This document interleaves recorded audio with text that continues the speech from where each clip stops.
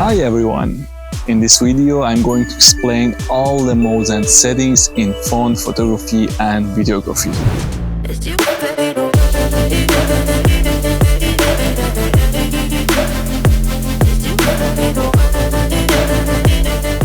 The first one is lens choices. It depends on your phone, and mostly the phones has a wide angle lens, a normal lens, and zoom lenses. The wide angle lens is for example, when you want to shoot landscapes, indoor photography, and some people using it when they want to be taller. When you use wide angle lens and you shoot from low angle, it shows you much more taller. So they use it for that. Let me show you some examples.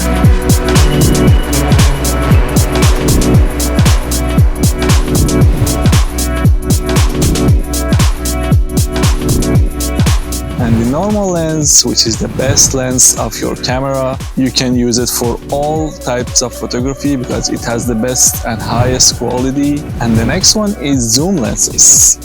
When you want to shoot a subject which is in a far distance, you need zoom lenses. When using zoom lenses, you're not losing quality and it's better than digital zooming.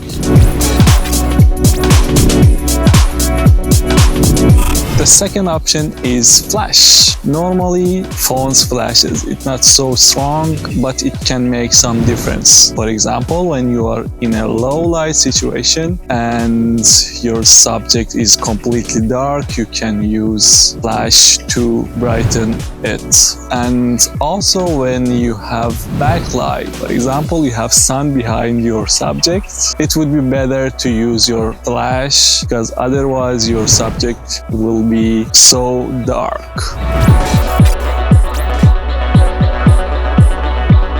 The third one is timer. I think most of you know how to use it. You can just use it for automatic shutter, like 2 seconds, 5 seconds, and 10 seconds. For example, after 10 seconds, it will shoot automatically. The next one is picture size. For picture size, you have some options. For example, 3x4, 1x1, 9x16. 3x4 is suitable for Instagram posts. And when you shoot in portrait mode, you can have a big photo on Instagram feeds. The next one is 9x16. It's better to use it when you want to shoot for story because it's longer and it can fill your phone screen. And it's also better for printing. For example, when you want to print your photos to size of 10x15, this picture size is the best. Then we have the 1x1, which is square if you like to shoot square, so you can use it. So I can say it's not my favorite. And the last one is full, which is a very long rectangle. I also don't like it because it's like a long, narrow, and it's better to use it for video, not photo. The motion photo, which Android copied it from iPhone. When you shoot photo, it takes video and you can choose the best frame for yourself. Filters, which everyone uses it at least once. It's preset color that makes your colors better, but most of the time worse. Let's go to videography. So in videography, you also have some options like lens choices, picture size, and flash, which is same as photography. You have quality. It depends on what brand is your phone and how powerful is your phone. For example, for me, it can shoot up to 8K 30 frames per second, and it starts from 720 HD, and it also has like Ultra HD 30 frame or 60 frame per second, and so on. Personally, I don't use the 8K because it's so big and it's so hard to handle. I use 4K 60 frame per second, which is, for me, it's the best, and I use it for my videos. But you can also use Ultra HD 9020 to 1080, and it's also good quality. In the end, we have Super Steady, which is for when you want to shoot videos when you're running, like the people here when you're cycling or when you're riding a horse or driving car. You need to have a steady shot. You can use this one. It would introduce some distortion, but you can use it. Let's try it now.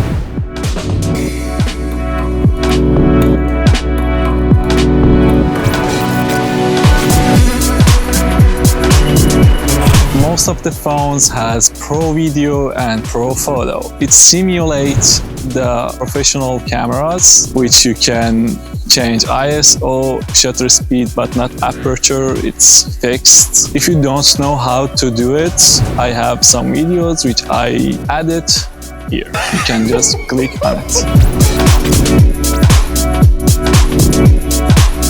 The next one is night mode. Do you know how it works? No?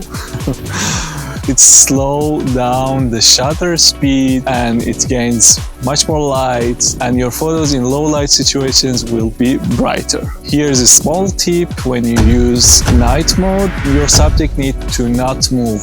You will have motion blur on your photos. The next one is food,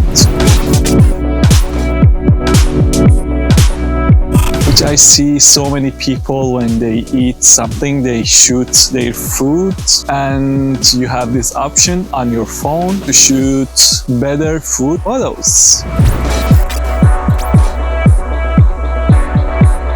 You want to catch all the scene around you.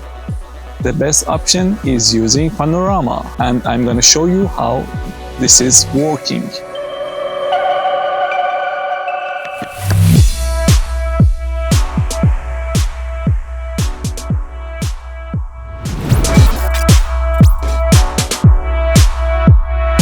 And slow motion. For example, when you want to slow down a moving subject, you need to use this slow motions options. In accord to your phone, you will have like 120 or 240 frames per second. It depends on your phone. I always say it's very important to learn how to edit your photos, so let me show you some example. Yes, let me show you some example. Here you can see the photo without editing, and now with editing. See how it is different, so much different. If you don't know how to edit your photos, I have a very good video which I explained step by step. Here you can watch it and gain some experience from it. Okay, thank you for watching until end. As always, to support me, please subscribe to the channel, share my videos to your friends, comment your questions in the comment section, and to not miss the new videos, hit the bell. Hit the bell. And in the end, don't forget to shoot, edit, and repeat.